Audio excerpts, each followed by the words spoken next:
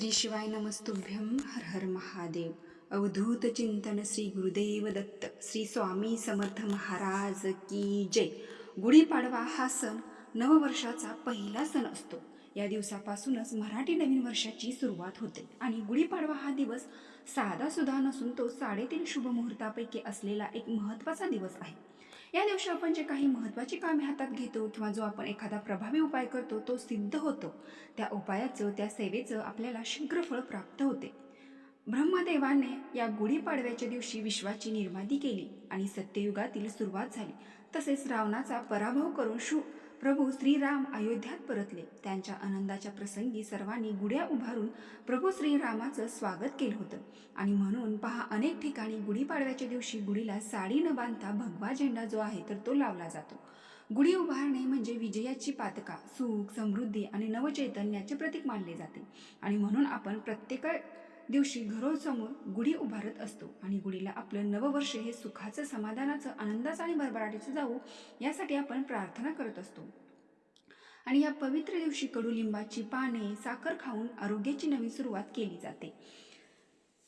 या गुढीपाडव्याच्या दिवशी सगळ्यात महत्त्वाची गोष्ट म्हणजे घरातील प्रत्येक स्त्री साडी घालत असते किंवा एखादा चांगला नवीन ड्रेस जो आहे तर तो सुद्धा परिधान करत असतो आणि गुढीची पूजा करत असते. तसेच पुढे गुढी सुद्धा नवीन साडी जी आहे तर ती बांधली जाते.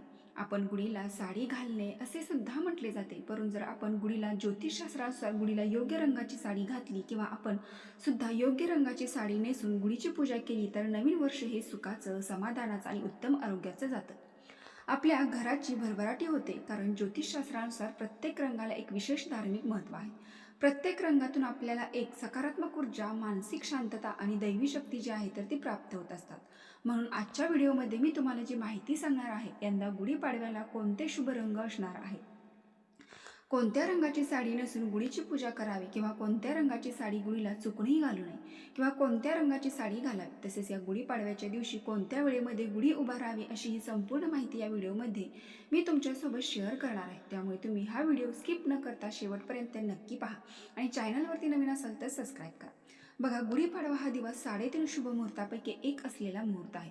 म्हणून या दिवशी गुढी उभारली जाते. ही गुढी विजय, आरोग्य, समृद्धी आणि मांगल्याचे प्रतीक आहे, जी वाईट शक्तीचा नाश, नवीन वर्षाची सुरुवात दर्शवते. आपल्या घरात, दारात उभी केलेली गुढी वाईट प्रवृत्तीचा नाश करते आणि सुख, समृद्धी व आरोग्य आपल्या घरामध्ये आणत असते. आणि म्हणून या दिवशी गुढी उभारली जाते. आता या गुढीपाडव्याच्या दिवशी गुढी कोणत्या वेळेमध्ये उभारावी, तर गुढीपाडव्याच्या दिवशी सूर्योदयानंतर लगेचच म्हणजे सकाळच्या वेळी गुढी उभारणे शुभ मानले जाते. पहाटे तुम्हाला लवकर उठून अभ्यंग स्नान करायचं आहे, कारण गुढीपाडव्याच्या दिवशी अभ्यंग स्नान केले जाते, जेणेकरून आपल्याकडे असणारी वाईट शक्ती, नकारात्मकता, दोष आहे तर ते नाहीसे होतात आणि नवीन वर्षामध्ये आपली भरभरून प्रगती होते.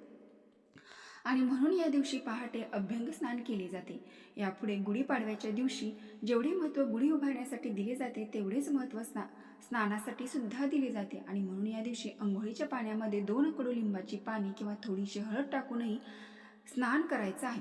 स्नान करून झाल्यानंतर लगेचच तुम्हाला गुढी उभारायची तयारी करायची आहे. आता गुढी उभारण्यासाठी आपल्याला बांबू जो असतो, म्हणजे जो बांबूचे लाकूड असते तर तेच पाहिजे असतं. परंतु अनेक जण प्लास्टिकचे पाईप वापरतात किंवा इतर कोणत्याही झाडाच्या फांद्या वापरत असतात. परंतु खरं तर गुढी उभारण्यासाठी मार्केटमध्ये सगळीकडे बांबू विकण्यासाठी असतात. म्हणून तुम्ही गुढी उभारण्यासाठी तिथून बांबू खरेदी करू शकता. जर तुमच्याकडे अगोदर जुना बांबू असेल तर तोच तुम्ही स्वच्छ धुवून आणायचा आहे आणि यानंतरच गुढी उभारण्यासाठी तुम्हाला वापरायचा आहे. आता गुढी उभारताना तुम्हाला सकाळी 6 ते 8 दरम्यानच गुढी उभा करायची आहे. बरेच जण काय करतात, दुपारी 11, 12, 1, 2 कोणत्याही वेळामध्ये गुढी उभारतात. परंतु खरं तर गुढी उभारण्याचा जो शुभ मुहूर्त असतो किंवा जी शुभ वेळ असते तर ती सकाळी 6 ते 8 या दरम्यान आपल्याला गुढी उभारायची असते. गुढी उभारताना तुम्ही नेहमी घरातील पूर्व किंवा उत्तर दिशेला अंगणात किंवा बाल्कनीमध्ये गुढी उभारणे श्रेयस्कर मानले जाते, कारण हा दिवस 3.5 शुभ मुहूर्तापैकी एक सुद्धा आहे. या दिवशी ज्या दिशा आहेत तर त्या खूप शुभ मानल्या जातात आणि गुढीसुद्धा आपण आपल्या कुटुंबाची, आपल्या घराची प्रगती होण्यासाठीच आपण उभारत असतो. म्हणून या दिशेला गुढी उभारणे खूप शुभ मानले जाते. आता गुढी उभारताना चुकूनही तुम्ही दक्षिण दिशेला तोंड करून गुढीची पूजा करू नका. म्हणजेच अशा पद्धतीने तुम्ही गुढीची पूजा करू नका. दक्षिण दिशा सोडून तुम्ही कोणत्याही दिशेला ही जी गुढी आहे तर ती उभारू शकता. शक्य असेल, जागा असेल तर घरातील पूर्व किंवा उत्तर दिशेला उभारू शकता. आता घरातच तुम्ही गुढी उभारणार असाल तर घराच्या उजव्या बाजूला ही जी गुढी आहे तर ती तुम्हाला उभारायची आहे. बरेच जण मधोमध किंवा डाव्या बाजूला उभारतात, परंतु ज्योतिषशास्त्रानुसार घरासमोर जर तुम्ही गुढी उभारत असाल, जेव्हा तुम्ही बाहेरून घरामध्ये प्रवेश करता, तुम्ही जी उजवी साईड असणार आहे तर तिथे तुम्हाला जी गुढी आहे तर ती उभारायची आहे. आता गुढी उभारताना पुढे गुढीला फक्त कडुलिंबाचीच पाने वापरली जात नाही, तर गुढीला नवीन वस्त्र, तसेच फुलांचा हार, साखरेची गाठी, रेशमी वस्त्र, आंब्याची पानं इत्यादी वस्तू लावून ही गुढी जी आहे तर ती उभारली जाते. आणि सायंकाळी जेव्हा सूर्य मावळतो हे आपल्याला तिची गुढी आहे तर ती उतरायची आहे. जी काही तुम्ही कडुलिंबाची पानं त्यामध्ये लावली होती तर ती पानं घरातील प्रत्येक व्यक्तीने एक एक तरी पान जे आहे तर ते खायचं आहे, कारण त्यामध्ये एक दैवी शक्ती असते. आपण त्या गुढीची पूजा करत असतो, त्या गुढीमध्ये एक लक्ष्मीचा वास असतो आणि म्हणून आपल्याला एक कडुलिंबाचं आहे तर पान खायचं आहे. त्यातील एक कडुलिंबाचं पान तुम्ही जे घरामध्ये गव्हाचे पीठ, ज्वारीचे पीठ, बाजरीचे पीठ वापरता त्यामध्ये सुद्धा तुम्हाला टाकायचं आहे. आणि बाकीचे पान जे आहे तर ते तुम्ही निर्माल्यामध्ये टाकू शकता. त्यातल्या एखादं पान हे तुम्ही तुमच्या पर्समध्ये सुद्धा ठेवू शकता. आंब्याची जी पानं असणार आहे तर ती काढून तुमच्या मुख्य प्रवेशद्वारावरती एक दिवसासाठी अशा खोचून ठेवायच्या आहेत. तो पण आंब्याचा दगड डहाळ असणार आहे, तो तसाच लावून ठेवायचा आहे. त्याच दिवशी लगेच निर्माल्यामध्ये किंवा कचऱ्यामध्ये फेकू नका. तसेच गुढीची साखरेची माळ किंवा साखरेचा हार तुम्ही लावला आहे तर तो तुम्ही घरामध्ये खाऊ शकता, किंवा मुख्य म्हणजे गुढीला जी साडी आपण लावत असतो किंवा जी साडी आपण घालत असतो तर ती साडी तुम्ही स्वतः घालू शकता, किंवा तशीच तुम्ही सांभाळून पुढच्या वर्षी गुढीपाडव्याला ते वापरू शकता. तसेच गुढीपाडव्याला जो वरून आपण कलश लावला असतो त्यावरती स्वस्तिक काढत असतो तर तो कलश जो आहे तर तो तुम्हाला घ्यायचा आहे, लगेच धुवायचा नाही. त्यामुळे तुम्हाला तांदळ भरायचे आहेत, तुम्हाला ₹1 नाणं ठेवायचं आहे आणि हा कलश भरून तुम्हाला तुमच्या देवघरामध्ये ठेवायचा आहे. गुढीपाडव्याच्या दिवशी संपूर्ण रात्रभर हा कलश तिथेच ठेवायचा आहे. त्या धान्याची तुम्हाला पूजा करायची आहे. दुसऱ्या दिवशी ते धान्य तुम्हाला काढून तुमच्या तांदळाच्या डब्यामध्ये टाकायचे आहेत. आणि थोडासा तांदूळ तुम्हाला पक्ष्यांसाठी खायला टाकायचे आहेत. पक्ष्यांना खायला टाकायचे झाले तर शक्य असेल तर जवळपास कुठे मंदिर असेल तर तिथं गरजू व्यक्तीला थोडेसे तांदूळ खायला द्यायचे आहेत. आणि कलश तुम्ही स्वच्छ करून पुन्हा वापरायला घेऊ शकता. तर ही पारंपरिक पद्धतीने गुढी कशी उभारावी किंवा गुढी उतरल्यानंतर त्या वस्तूचं काय करावे हे पाहिले. आता आपण पाहूया की या गुढीपाडव्याच्या दिवशी असे कोणते शुभ रंग आहेत, कोणत्या रंगाची साडी आपण गुढीला घालावी आणि स्वतः आपण गुढीची पूजा करत असताना कोणत्या रंगाची साडी घालावी याबद्दलची माहिती आपण आता जाणून घेणार आहोत. गुढीपाडव्याच्या दिवशी गुढी उभारण्यासाठी केशरी, भगवा जो कलर आहे तर त्या रंगाची वस्त्र तुम्ही गुढीला घालू शकता आणि तुम्ही स्वतः सुद्धा परिधान करू शकता, कारण तो केशरी म्हणजे भगवा रंग जो असतो ना तो विजय, त्याग आणि शौर्याचे प्रतीक मानले जाते. म्हणून या दिवशी तुम्हाला मी व्हिडिओच्या अगोदर सांगितलं की अनेक जण शिवाजी महाराजांचा जो भगवा झेंडा आहे तर तो सुद्धा लावत असतात आणि म्हणून तुमच्याकडे भगव्या रंगाची म्हणजे केशरी रंगाची साडी असेल, ब्लाऊज पीस असेल किंवा शिवाजी महाराजांचा भगवा झेंडा असेल तर तो देखील तुम्ही गुढीला घालू शकता. त्यानंतर दुसरा रंग आहे तो म्हणजे पिवळा रंग. पिवळा रंग हा सर्व संपन्न म्हणजे सर्व गुण असलेला हा पिवळा रंग आहे. पिवळा रंग सत्वगुण, सूर्य आणि सुवर्ण समृद्धी दर्शवतो आणि म्हणून या दिवशी आपण पिवळ्या रंगाची साडी घालून गुढीची पूजा केली आणि तुम्ही गुढीला सुद्धा पिवळ्या रंगाची साडी घातली तर ते सुद्धा खूप शुभ मानले जाते. यानंतर पुढचा रंग आहे तो म्हणजे हिरवा रंग.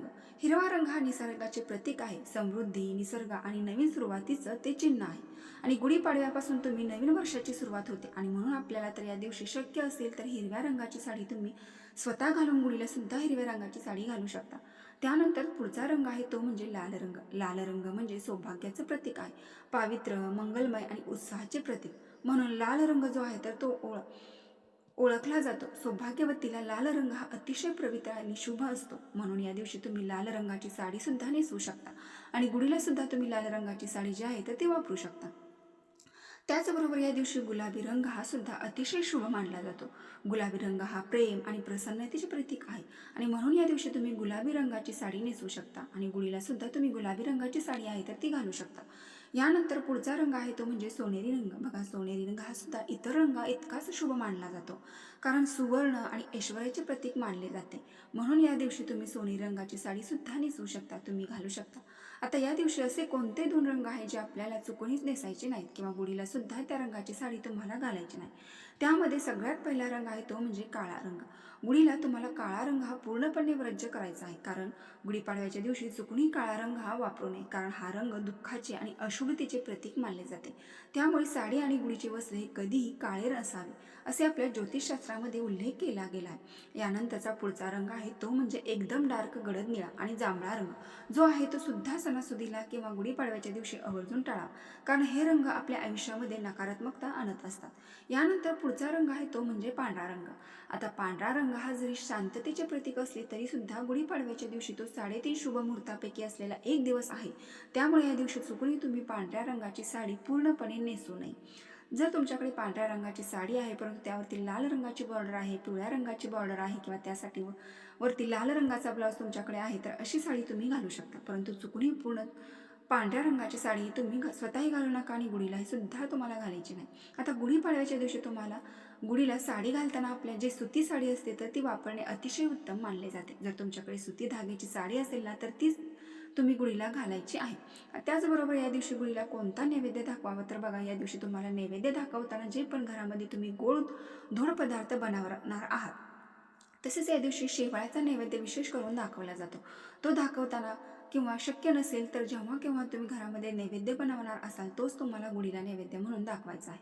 आता गुढीपाडवा हा दिवस तुम्हाला अगोदर सांगितल्याप्रमाणे 3.5 शुभ मुहूर्तापैकी एक असल्याने या दिवशी सोने चांदी खरेदी करणे, नवीन वाहन खरेदी करणे, कपडे खरेदी करणे किंवा घराची पूजा करणे, एखादी नवीन वस्तू खरेदी करणे हे खूप शुभ मानले जाते. या दिवशी ज्या पण वस्तू खरेदी करतो ते आपल्याकडे अखंड राहत असतात. तर या शुभ मुहूर्तावरती आपण या वस्तू जर खरेदी केल्या तर त्या आपल्यावर कधीही मोडण्याची किंवा विकण्याची वेळ सुद्धा येत नाही.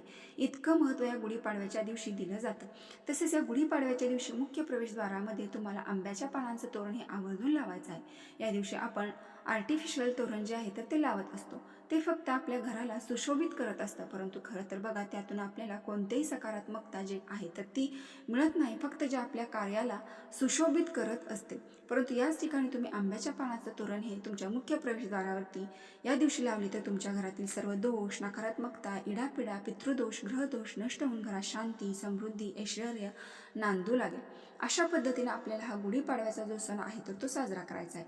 जे काही तुम्ही शुभ रंग मी सांगितले त्यातील एखादा शुभ रंग तुमच्याकडे असेल तर तोच तुम्हाला परिधान करायचा आहे. सुद्धा तो गुढीला सुद्धा तोच परिधान करायचा आहे. तर मैत्रिणींनो, ही अत्यंत महत्त्वपूर्ण माहिती तुम्हाला आवडली असेल तर आपल्या चॅनलला नक्की एक लाईक करून कमेंट बॉक्समध्ये हर हर महादेव टाईप करा. धन्यवाद.